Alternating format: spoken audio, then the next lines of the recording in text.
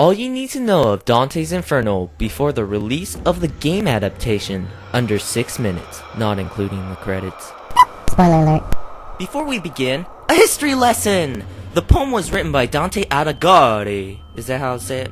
Who was born in Florence, so he must have met Ezio, and was in love with another by the name of Beatrice. When she died, Dante got all emo and began speaking against Italian politics.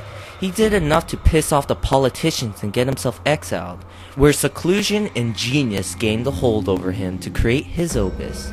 It's been created as a series called La Divina Commedia, which means the Divine Comedy. And for a title like that, it really isn't that funny.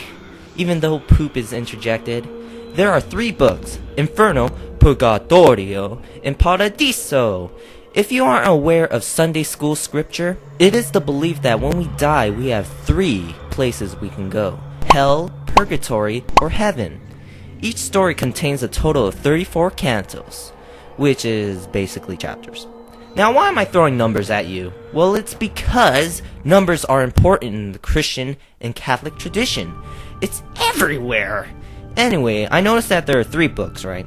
34 cantos subtracting the intro leaves 33. Now add the numbers of each corresponding canto's numbers, which is 33, and you get 6. There are 3 books and you get dum dum dum 666. Now if that's too far ahead, multiply the 2 digits of the total amount of cantos, which is 34. 3 times 4 equals 12. The number of letters in cantos is 6. Divide 6 to 12 and you get 2. 2 times the number of books, and there are 3 books, is 6. And again, there are 3 books, so you get 666. Holy shit! Now besides that, there have been many forms of art, including movies, which eluded Inferno. But let's just get to the story. The poem begins with Dante walking in some creepy forest for some reason, and he tries to find a way out but encounters 3 beasts: a lion, a leopard, and a she-wolf. So he turns away and meets someone by the name of Virgil, not to be confused with Vigil.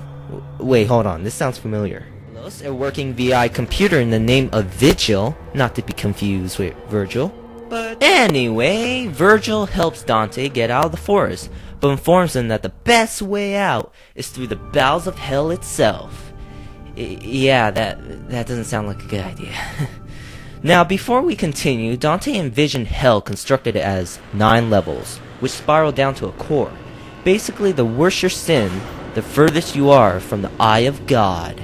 Oh, and I forgot to mention that Dante sees a lot of people that he knew down here.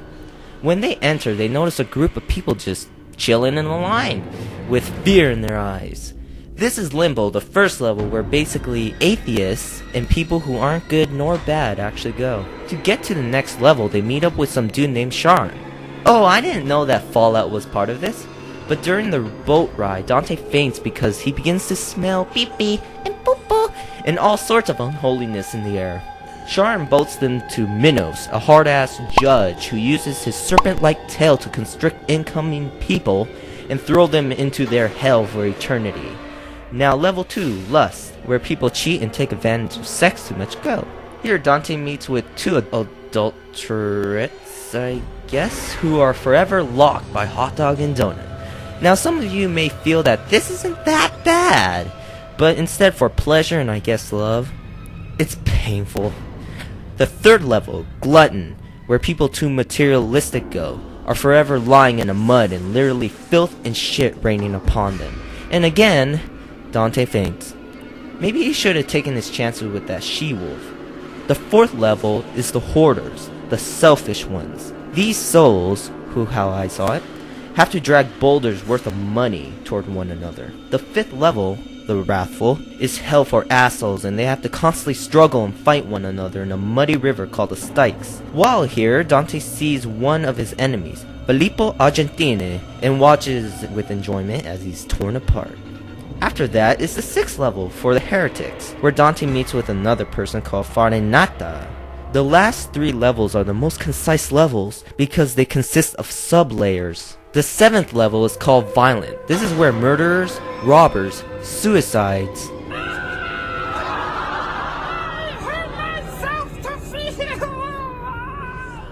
and people destructive toward God and nature go. Now 8, fraudulent. This is where the liars go. So I would guess that many lawyers would probably be found here. But just to get a taste, hypocrites are one of them, and they have to walk along the circle forever.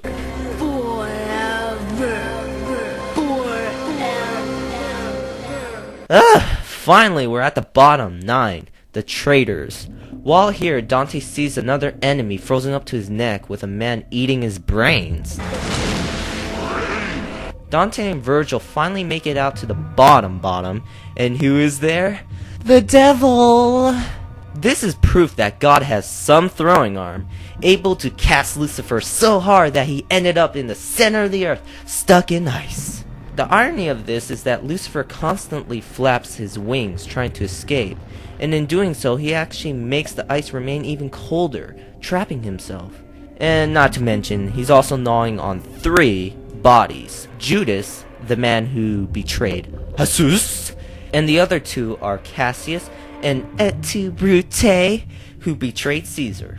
After this sight, Virgil and Dante climb down Lucifer's hair, not sure how that works, to Lith, also known as the River of Forgetfulness, where I would think Dante would just stop and forget why he's even leaving hell. But anyway, they emerge out of the darkness on Easter morning, just at the right time for the glowing rise of the sun to propel into the morning sky and rain down raisins. It's always a nice day with 2 scoops of raisins, Peter.